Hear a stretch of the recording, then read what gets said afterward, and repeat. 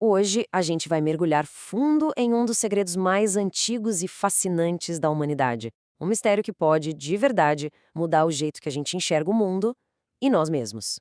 Pensa bem, e se o maior de todos os mistérios antigos não estivesse, sabe, escondido numa pirâmide ou num templo perdido? E se ele estivesse guardado dentro da nossa própria cabeça? Pois é exatamente essa a investigação que a gente começa agora. Há séculos, e em várias tradições, ele banhou um nome famoso, o terceiro olho. Um conceito que, olha, atravessa culturas, tempo, tudo. Então, tá preparado? Vamos seguir as pistas e ver onde esse enigma nos leva. Nossa primeira parada é justamente essa lenda do terceiro olho. Muitos filósofos e místicos o chamavam de nada menos que a sede da alma. O próprio Platão, lá em A República, escreveu sobre isso. Ele falou de um órgão da alma, purificado, iluminado, um órgão que, segundo ele, valia mais do que 10.000 olhos de carne, porque era só através dele que a verdade podia ser vista. Forte, né? Mas afinal, o que era esse tal de terceiro olho? Bem, as tradições antigas o descreviam como uma glândula bem pequena, do tamanho de uma ervilha, localizada bem no centro geométrico do cérebro. Acreditava-se que ele era um tipo de portal físico, sabe, para receber visões e um conhecimento mais elevado. E agora, chegamos na nossa primeira grande pista. E ela está o tempo todo bem debaixo do nosso nariz, escondida à vista de todos. A pinha. Pois é, a pinha. Ela aparece sem parar nas artes espirituais mais importantes de culturas que teoricamente nem se conheciam. A gente vê no cajado do deus egípcio Osíris, e também no do grego Dionísio, e no do romano Baco. O deus assírio Tamuz aparece segurando uma, o deus mesoamericano Quetzalcoatl usava um colar de pinhas. Isso chega até os dias de hoje. O cajado do Papa tem uma pinha, e a maior escultura de pinha no mundo fica onde? Na cidade do Vaticano. Coincidência? E aqui, tudo se encaixa. De um lado, o símbolo, a pinha, que em inglês é pinecone. Do outro lado, a glândula, a pineal. Uma era um ícone global de iluminação para os antigos, a outra é uma parte física do cérebro com formato idêntico ao de uma pinha. Aliás, a própria palavra pineal vem do latim pinea, que significa, adivinha? Pinha. Ok, agora que a gente já viu os símbolos do lado de fora, vamos mergulhar na anatomia desse mistério. Vamos para dentro, bem no centro do cérebro. A ciência moderna chama essa estrutura de glândula pineal ou epífise.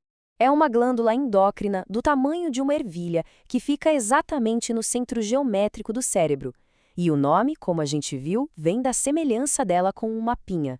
Mas as características dela são, no mínimo, muito estranhas. Primeiro, ela não é protegida pela barreira que protege o resto do cérebro. Ela recebe mais fluxo de sangue do que qualquer outro órgão, tirando os rins. Com o tempo, ela acumula os depósitos minerais e, o mais incrível, ela tem microcristais de calcita, parecidos com os que a gente tem no ouvido interno. E tudo isso leva a gente para a pergunta de $1.000.000.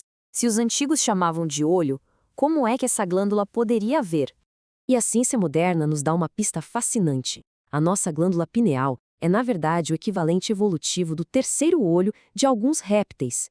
Em lagartos, por exemplo, é um olho de verdade que detecta a luz.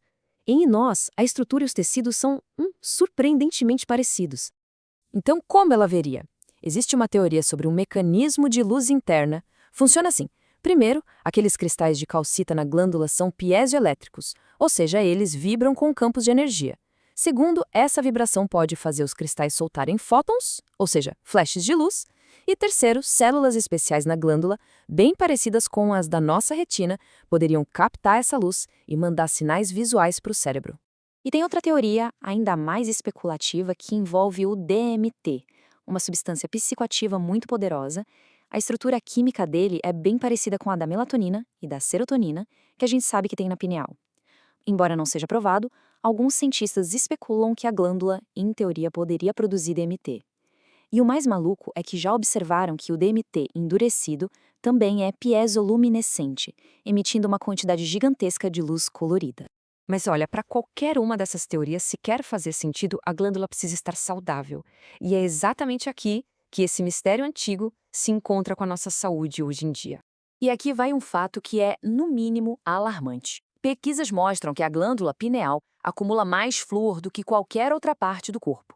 Sim, mais do que os ossos, mais do que os dentes. E essa acumulação toda leva a um processo que a gente chama de calcificação. E as consequências dessa calcificação são bem sérias. Uma glândula saudável regula a melatonina e os ciclos de sono funcionam bem. Uma glândula calcificada, os níveis de melatonina despencam. A pineal é o lugar mais rico em serotonina no cérebro, essencial para o bom humor. A calcificação altera tudo isso. E, o que é mais preocupante, a disfunção da pineal já foi associada a problemas neurológicos como esclerose múltipla, ansiedade e depressão. A boa notícia é que as fontes que analisamos sugerem que é possível reverter essa calcificação. As dicas incluem coisas como beber bastante água purificada, ter uma dieta com alimentos frescos, orgânicos e crus, evitar processados, farinha branca, açúcar refinado, e aumentar a ingestão do que eles chamam de ativador X, a vitamina K2, que a gente encontra em coisas como óleo de manteiga orgânica de animais criados a pasto. E tudo isso nos deixa com uma pergunta final bem provocadora. Será que a gente usa o nosso cérebro para criar os pensamentos? Ou será que o nosso cérebro é, na verdade, um tipo de receptor para uma consciência universal? E a glândula pineal seria sua antena? Fica aí a reflexão.